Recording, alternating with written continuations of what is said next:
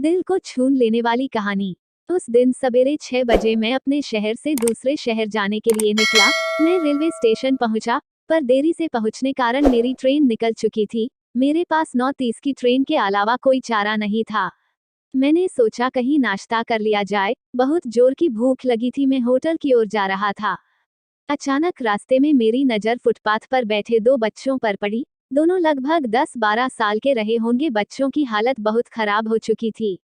कमजोरी के कारण अस्थिपंजा साफ दिखाई दे रहे थे। वे भूखे लग रहे थे। छोटा बच्चा बड़े को खाने के बारे में कह रहा था, बड़ा उसे चुप कराने की कोशिश कर रहा था। मैं अचानक रुक गया। दौड़ती भागती जिंदगी में ये ठहर से गए जीवन को देख मेरा मन भर आया। सोचा इन्हें कुछ पैसे दे दिए जाए। मैंने उन्हें 10 रू देकर आगे बढ़ गया।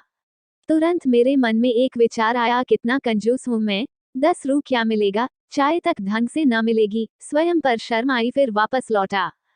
मैंने बच्चों से कहा, कुछ खाओगे?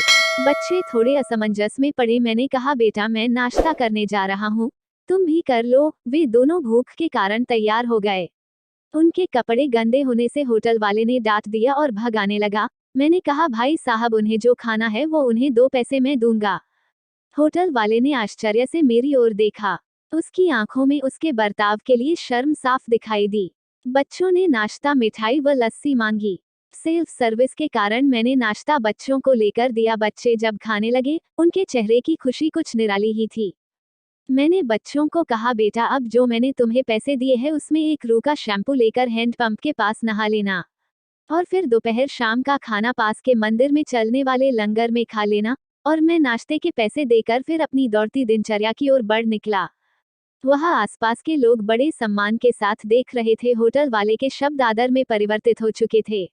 मैं स्टेशन की ओर निकला। थोड़ा मन भारी लग रहा था। मन थोड़ा उनके बारे में सोचकर दुखी हो रहा था। रास्ते में मंदिर आया। मैंने मंदिर की ओर देखा और कहा, हे भगवान, आप कहाँ हो? इन बच्चों की ये हालत, ये भूख, आप कैसे चुप बैठ सकते हैं? दूसरे ही क्षण मेरे मन में विचार आया, पुत्र अभी तक जो उन्हें नाश्ता दे रहा था वो कौन था? क्या तुम्हें लगता है तुमने वह सब अपनी सोच से किया? मैं स्तब्ध हो गया। मेरे सारे प्रश्न समाप्त हो गए। ऐसा लगा जैसे मैंने ईश्वर से बात की हो। मुझे समझ आ चुका था हम निमित्त मात्र है, उसके कार्यकलाप के वो महान है। भगवान हमें किसी की मदद करने तभी भेजता है जब वो हमें उस काम के लायक समझता है। किसी मदद को मना करना वैसा ही है जैसे भगवान के काम को मना करना।